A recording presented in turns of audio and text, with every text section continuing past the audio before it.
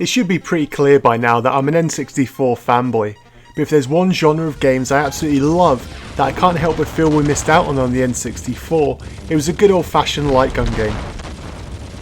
One of my very earliest gaming memories, like most kids of the 80s, was playing Duck Hunt on the NES, and spending countless hours in arcades waving around a light gun aimlessly, blasting whatever it was on screen that moved.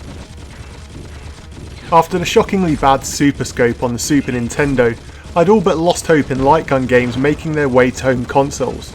But when I heard that Kemco were making an on-rail shooter as their second N64 game after Top Gear Rally, I couldn't wait to see what the new light gun would look like. Would it be an old school pistol like the NES Zapper?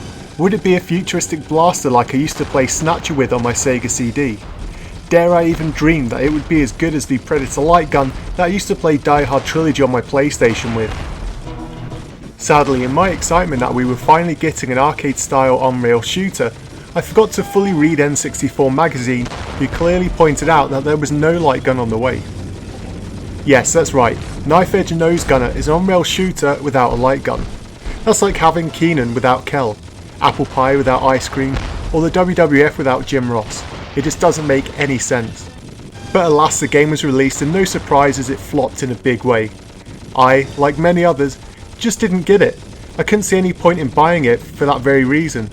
So for today's review, in a very rare occurrence, I'm reviewing a game I had not played until recently, so I have no childhood memories to draw back on. This is as raw as it gets for me, and so, if you did like this back in the day, let me know in the comments down below how you found it.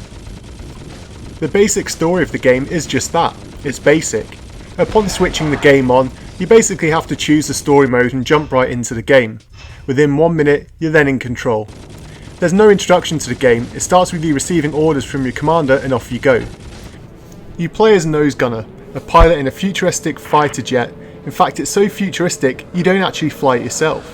You see, the command center will tell you not to activate manual flying and let it autopilot. So your craft will fly from point A to point B, leaving you free to take control of the guns and blasting anything that moves.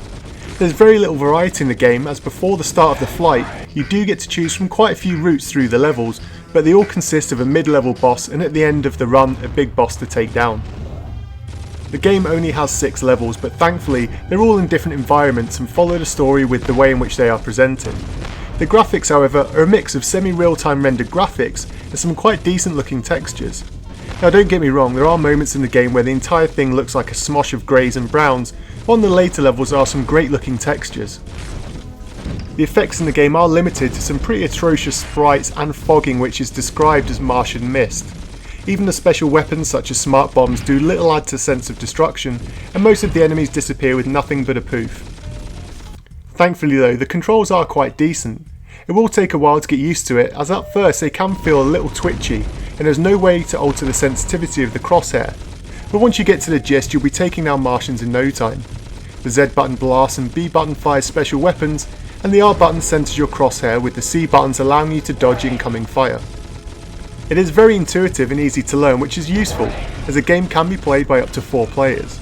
You can either play as one unit on the same screen, or play team battles where the winning team is the one which racks up the most combined points. It may be a 4-player game, but this isn't one to add to your multiplayer playlist. One saving grace is the sound, which at times is pretty damn cool.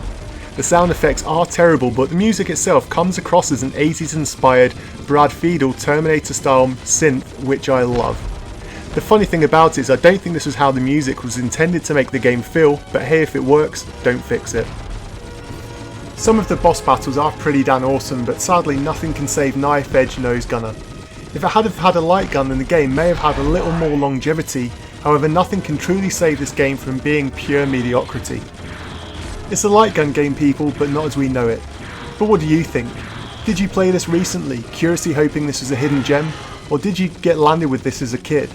If so, let me know how long you kept it for before coming to your senses and trading it in. Sound off in the comment section down below, and until next time.